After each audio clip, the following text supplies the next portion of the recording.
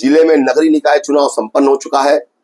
नगरीय निकाय चुनाव प्रारंभ से लेकर अंत तक कई प्रकार के विवादों एवं अव्यवस्थाओं के बीच चर्चा में बना रहा। स्ट्रांग रूम में बिना पर्ची, बिना आइडेंटिटी के एक व्यक्ति के प्रवेश को लेकर कांग्रेसियों ने खूब हो हंगामा मचाया। वहीं जो कैमरे लगाए गए थे उसके समय को लेकर भी काफी सवाल उठाए गए। इसी बीच एक और नया मामला धमतरी कोर्ट के पास आया है, जिसमें बनियापारा वार्ड क्रमांक 28 से निर्दलीय प्रत्याशी राजकुमार फुटान उर्फ गल्ला, जिनका यह आरोप है कि उनके ईवीएम को बदल दिया गया है, जिसकी लिखित शिकायत उन्होंने निर्वाचन अधिकारी से भी की है, जिसकी चर्चा को लेकर हमारे बीच मौजूद है। हम उनसे चर्चा करेंगे और जानने का प्रयास करेंगे कि उन्होंने क्या शिकायत दर्ज कराई है। सबसे पहले धमतरी कोर्ट में आपका स्वागत है। स्वागत आप सभी का। फुटान जी, आप बनियापारा वार्ड से निर्दलीय प्रत्याशी के चुनाव मैदान में थे। आपने क्या मामला आपका आया और आपने क्या शिकायत जिला निर्देशक से की है आपने? मेरा मामला ये है, जैसे ईवीएम मशीन को लाए वहाँ पे मैंने शिकायत किया।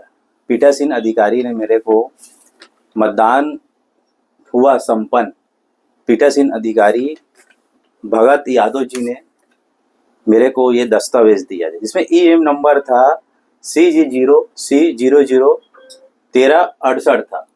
जैसे ही मैं ईवीएम मशीन को देखा मैं वहाँ पे, तो CG01386 हुआ। इसके लिए मैंने आपत्ति किया। 1 घंटा गिनती को मैंने रुकवाया वहाँ पे। अच्छा।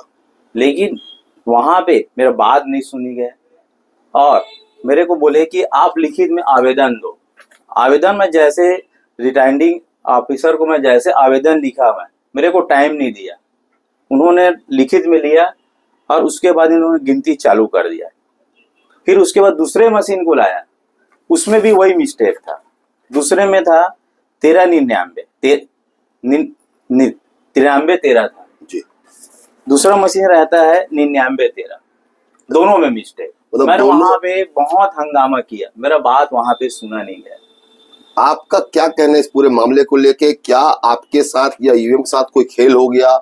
क्या लगता है आपको, क्या लगता है, क्योंकि आप काफी मेहनत भी किए वार्डों में, आप जीत के प्रति आशावान थे, क्या लगता है आपको? पूरे मामले विस्तार से बताएं। आप मेरे वार्ड में गए थे, वहां पे एक मतदाता स्वाप मिले। आपको मालूम है सर्वे रिपोर्ट में क्या थे, आप अच्छे से जानते हो। वहां पे मैं चुनाव जीत रहा था, मेरे साथ इन्होंने गलत किए हैं। आपको अधिकारी ने क्या आश्वासन दिया जब आपने लिखित शिकायत किया? दोनों ईवीएम का नंबर अलग निकला, तो अधिकारी को क्या जवाब था उसको? अधिकारी का जवाब ये था कि रिटर्निंग ऑफिसर को आप लेटर लीजिए, आगे हम कार्रवाई करेंगे। अच्छा, इससे ज्यादा आश्वासन मेरे को कुछ भी नहीं दिया। आप जब ईवीएम वहां पे जब सील तोड़ा गया, तो जो ईवीएम मशीन का जो नंबर डिफरेंट था, उसके लिए कोई आपने कोई फोटो खींचने का आपने कोई मांग किया था क्या? कि उसकी प्रूफ के लिए कुछ मांग किया था क्या? वहाँ आपको कैमरा मना था, तो हमने लेटर में बस लिखे हाथ से जी। पूरे मामले में आपका क्या सोच है कि ईवीएम बदल दिया गया, ईवीएम से छेड़छाड़ किया गया? क्योंकि मेरी जानकारी में दोनों ईवीएम में मत भी आपको सेम मिले हैं। सेम मिला, उसमें 261 ऐसा हो सकता है क्या? इन्होंने ईवीएम को बदला है। आप देखिए ना, इसमें नंबर देखिए आप, ईवीएम नंबर दोनों मिस्टेक है। जो पीठासीन अधिकारी ने जो आपको लिख के दिया था, हाथ से लिख के दिया था, पेन से लिख के था, आपके अलावा किसी और प्रत्याशी को उन्होंने लिख के दिया है क्या? और दिए हैं। उनका भी नंबर क्या सेम है? सेम है। मतलब दोनों को जो लिख के दिया गया था वही ईवीएम नंबर था, और जो वहां गया उसका नियम बदल गया था। बदल गया। अब इसको लेके आप आगे कैसा लड़ाई लड़ना चाह रहे हैं? क्या चाह रहे हैं आप? मैं ये चाह रहा हूँ कि मैं इसको हाई कोर्ट तक लेके जाऊं। मैं ऐसा मैं सोचा हूं, मैं इनके ऊपर कार्रवाई हो और दूध का दूध और पानी का पानी हो।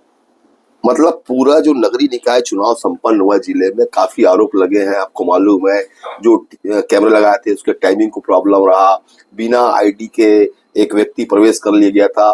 आपने भी मेरे चर्चा बता रहे थे कि प्रत्याशी ईवीएम तक स्वयं जा रहे थे, उसको लेकर बताया क्या मामला था वो? आपने देखे होंगे 13 तारीख को इन्होंने 2 घंटे तक कैमरा बंद थे। 4 व्यक्ति वहां पे जाते हैं, 2 घंटे वहीं रहते हैं, 2 घंटे बाद बाहर आते हैं, फिर 2 घंटे बाद कैमरा ऑन होते हैं। इससे स्पष्ट हो रहा है कि ईवीएम बदला गया है। और उतना मत भैया, आप यहाँ पे देखो ना, नंबर पूरा चेंज है। यहाँ इतना डिफरेंट नहीं आता जी। ईवीएम नहीं, मशीन। एक ईवीएम में तो मान सकते हैं, चलो मानवीय गिरी, हाँ। तो दोनों ईवीएम में कैसे बदलेगा, यही बात तो देखो महत्वपूर्ण ना, बात है। बदला कैसा गया है, एक व्यक्ति को 261, उसी ईवीएम में फिर 261। इससे मतलब स्पष्ट जाहिर होता है कि ईवीएम चेंज किया है। आपने इसके अलावा और आपने अभी कोई शिकायत के अलावा आप कोई आगे कार्रवाई की है कि अभी तक आपने? क्योंकि अभी मैं आगे करूंगा कार्रवाई में।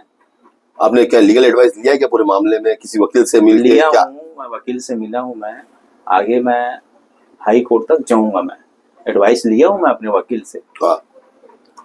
और इसके मैं आगे करूंगा। मैं मतलब इस लड़ाई को आगे तक लड़ेंगे आप? आगे तक लड़ूंगा मैं। पूरे चुनाव को लेके आप क्या करना चाहेंगे, क्योंकि चुनाव संपन्न हो चुका, रिजल्ट घोषित हो गया है ना, पूरे चुनाव में काफी अव्यवस्था तो रही है ना, बहुत इसको लेके अव्यवस्था। आप हमारे धमतरिया के गोट के दर्शकों को क्या बताना चाहते हैं, कैसा रहा पूरा चुनाव? चुनाव में प्रशासन का कोई भी व्यवस्था नहीं था।